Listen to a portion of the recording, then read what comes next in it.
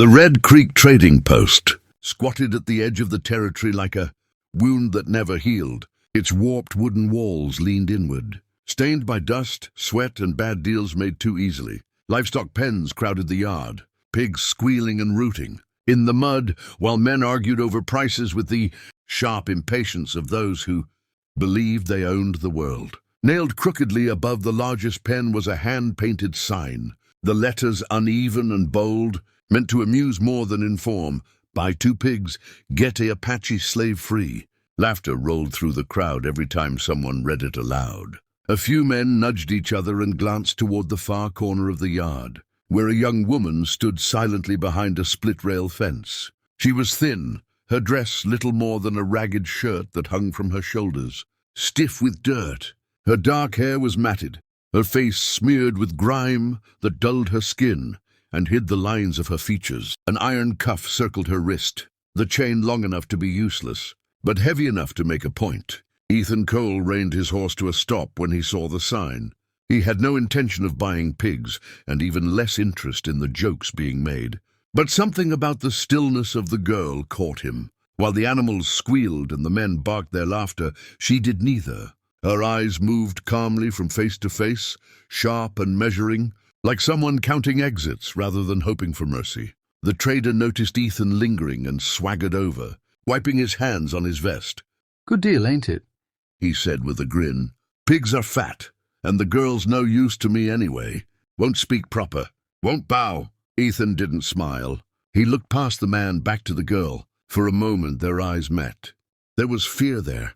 Yes, but beneath it lived something harder, something unbroken. "I'll take the pigs," Ethan said at last, his voice steady. "And she comes with me." The trader laughed, already reaching for the papers. He thought he was giving something away. The girl said nothing as the chain was handed over, but her gaze never left Ethan's face. She wasn't grateful. She wasn't relieved. She was waiting to see what kind of Ben had just claimed her freedom without understanding its weight.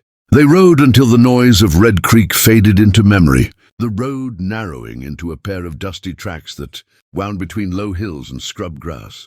The sun dipped lower, painting the land in copper and gold. And still Ethan said very little. He did not ride ahead or behind her, but beside her, leaving space, as if he understood that freedom needed room to breathe.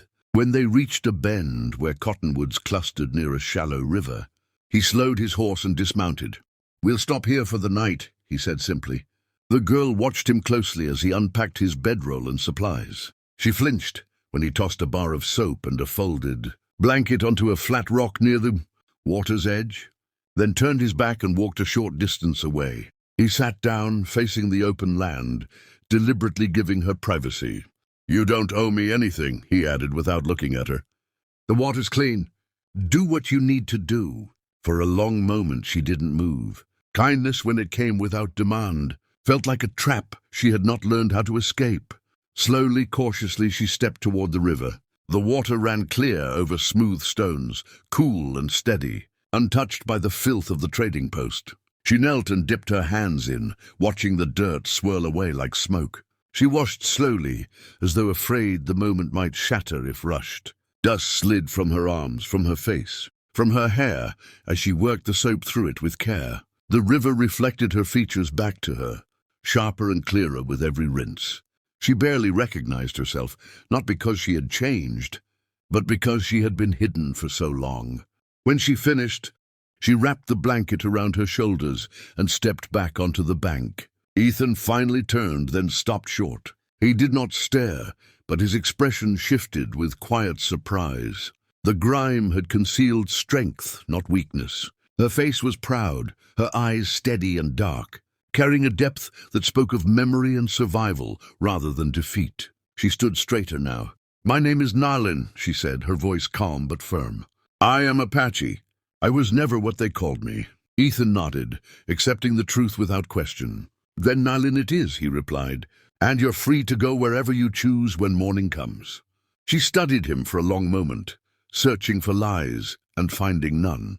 As the fire crackled to life between them and the night settled over the land, something inside her loosened, not trust yet, but the beginning of it. For the first time since her capture, She slept without chains, listening to the river, knowing the choice of tomorrow would be her own. The fire burned low and steady, its light flickering across the rocks and the quiet stretch of river beyond. The night air carried the scent of sage and damp earth, a clean smell that felt unfamiliar after so many weeks of dust and confinement. Nalin sat on one side of the flames, her knees drawn close, while Ethan tended a small pot of beans without speaking. The silence between them was not empty. It was cautious, measured, like two people learning the shape of unfamiliar ground. After they ate, Nalin stared into the fire, watching sparks lift and vanish into the dark. "They took me from my village at dawn," she said at last. Her voice was even, but every word carried weight. "Not soldiers, men who traded people like cattle. They killed those who fought and sold the rest." Ethan listened without interrupting. He did not offer pity, knowing it would insult her strength. She spoke of mountains and open plains, of family names carried through generations, of songs sung to mark the seasons. Each memory was shared carefully, as though she were placing stones to rebuild something broken. When she finished, the fire popped sharply, and she fell silent. "I didn't know where I belonged after that," she continued more quietly. "They told me I was nothing, a thing to be passed along." She lifted her wrist, where the iron cuff still hung loose. "If you hear something long enough, part of you starts to wonder if it's true." Ethan poked at the fire, then looked up. "I lost my family to sickness years back," he said. "After that, every place felt temporary. Easier to keep moving than to pretend I had roots left." He paused, then added, "But I won't live by taking from someone else what little they have left." "You're not owned. Not by me, not by anyone." Nalin studied him in the firelight. She had seen men speak kindly before, only to change when the world stopped watching. Slowly, she reached down and slipped the iron cuff from her wrist. The metal clinked softly as she tossed it into the flames. It darkened, hissed, and began to glow, bending under the heat. She watched until it collapsed into the coals. "Then I choose what comes next," she said. At dawn, the land opened wide before them, painted in pale gold and blue. Ethan packed his gear without asking questions. When he turned, Nalin was still there, her chin lifted, her eyes clear. She did not stay because she had nowhere else to go. She stayed because, for the first time since her capture, the path ahead belonged to her. The trail carried them west, through open grassland and narrow passes where the wind cut sharp and clean. By daylight, Nalin rode beside Ethan, not trailing behind or following orders, but choosing her own pace. She learned the rhythms of the land, again, the way birds scattered. Before a storm, how the ground changed beneath the hooves of the horses, where water would hide even in dry country. Ethan watched without comment, recognizing skill where others would have seen only survival. News traveled faster than horses on the frontier. In scattered towns and lonely trading stops, whispers followed them. Some men laughed and said, Ethan had washed the savage girl and turned her into something worth looking at. Others eyed Nalin with open suspicion, measuring her as if she were still something that could be bought. She met every stare with quiet certainty, her posture straight, her gaze unyielding. She did not soften herself to be accepted, and she did not harden herself to intimidate. She simply stood as she was. Ethan never corrected the rumors out loud. He knew they came from minds that believed dignity could be granted or taken away. What mattered was how they lived, not how they were spoken of. When trouble found them, as it often did in places ruled more by fear than, Lord Nalin proved herself again and again. She tracked stolen horses, negotiated trades in languages Ethan barely understood, and once talked down a drunk rancher with words sharper than any knife. At night they shared fire and food, sometimes conversation, sometimes silence.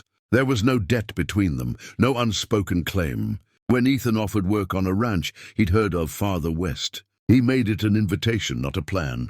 You don't owe me a future, he told her. Only the truth of what you want.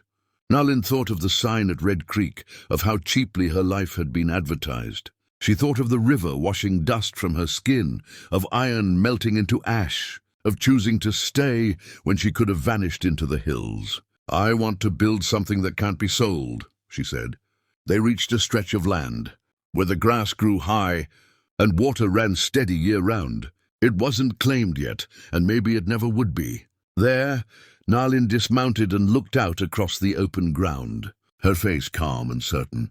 She was not someone remade by another's kindness. She was a woman who had reclaimed her name, her voice and her place in the world. In a land that tried to measure worth in livestock and bargains, that quiet reclamation was its own kind of defiance and its own enduring beauty.